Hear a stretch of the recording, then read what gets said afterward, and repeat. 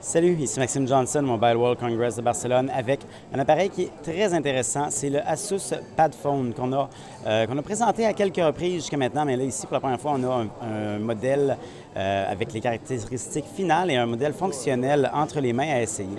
Alors, l'Asus Padphone, comme on peut le voir, c'est ici. Donc, c'est un enfin un grand téléphone de 4,3 pouces qui offre Android Ice Cream Sandwich 4.0 et qui offre un processeur Qualcomm Snapdragon S4 de 1,5 GHz.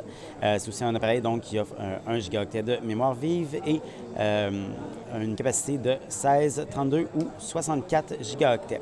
Ceci dit, donc, cet appareil-là, qui est mince aussi, à 9 mm à peu près, c'est vraiment une toute petite partie du Padphone. En fait, c'est le cœur du Padphone, donc c'est vraiment un téléphone fonctionnel, mais le plus intéressant, c'est que ce téléphone-là peut être inséré dans une tablette, donc que l'on voit ici.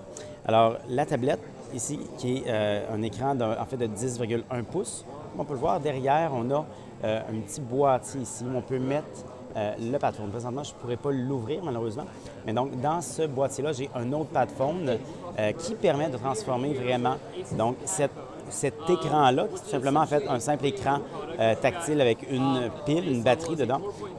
Lorsque j'insère mon Padphone dedans, donc ça devient une vraie tablette Android. Alors, puisque c'est Android 4.0, donc tout s'adapte à l'écran de la tablette automatiquement, donc ça devient vraiment une véritable tablette. Ce que j'ai entre les mains, c'est vraiment très fluide, vraiment il va falloir attendre le lancement pour le tester, mais pour l'instant, honnêtement, on ne peut pas savoir là, que ce n'est pas une vraie tablette, donc le processeur est dans un téléphone à l'intérieur. Donc, lorsqu'on va mettre le Padphone dans la tablette, donc dans la partie pad, si on veut, l'autonomie du téléphone augmente de 5 fois. Donc, ça permet d'avoir un petit peu plus de jus si on a besoin de faire des appels et autres. Le Padphone va être offert en option avec un clavier aussi, donc un dock d'accueil ici, un clavier QWERTY, un peu comme c'était le cas avec le Transformer, le iPad Transformer de Asus. Donc, c'est vraiment quelque chose qu'ils font à cette heure maintenant à chaque nouveau modèle. Ça vient avec un clavier et le Padphone va en avoir un aussi. Parce qu'on a le clavier, cette fois-ci, l'autonomie passe à 9 fois celle du téléphone, qui, en passant, est un téléphone LTE. Donc, on sait que le LTE, souvent, l'autonomie est un problème avec ces appareils-là. Donc ici, ça ne sera pas le cas justement parce que, donc peut-être juste qu'on est seulement ou avec le téléphone, oui, mais dès qu'on passe avec l'écran ou encore même le dock, là, on se met à avoir vraiment une meilleure autonomie.